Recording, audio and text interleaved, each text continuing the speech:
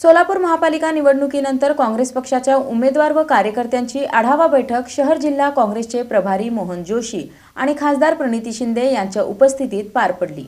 सोलापूर महानगरपालिका निवडणुकीनंतर काँग्रेस पक्षाच्या उमेदवार व कार्यकर्त्यांची आढावा बैठक शहर जिल्हा काँग्रेसचे प्रभारी मोहन जोशी आणि खासदार प्रणिती शिंदे यांच्या उपस्थितीत पार पडली। बैठकीचे प्रास्ताविक शहराध्यक्ष चेतन नरोटे यांनी केले। यावेळी खासदार प्रणिती शिंदे यांनी पराभवाने खचून न जाता नव्या जोमाने कामाला लागण्याचं आवाहन केलं। पराभूत उमेदवारांनी शॅडो नगरसेवक म्हणून जनतेचे प्रश्न मांडावेत, पक्ष संघटना मजबूत करावी आणि लोकांच्या हक्कांसाठी संघर्ष सुरू ठेवावा असे सांगितले। लवकरच सल्लागार समिती स्थापन करण्यात येईल असेही त्यांनी जाहीर केले। दरम्यान प्रभारी मोहन जोशी यांनी भाजपवर आणि निवडणूक प्रक्रियेवर टीका करत सोलापूरमध्ये भाजप नव्हे तर ईव्हीएम निवडून आले आहे असा आरोप केला। पुढील काळात संघटना बळकट करण्यासाठी प्रशिक्षण शिबिरांचे आयोजन करण्यात येईल असेही त्यांनी स्पष्ट केले। या बैठकीस काँग्रेसचे माजी महापौर, नगरसेवक, पदाधिकारी तसेच मोठ्या संख्येने कार्यकर्ते उपस्थित होते।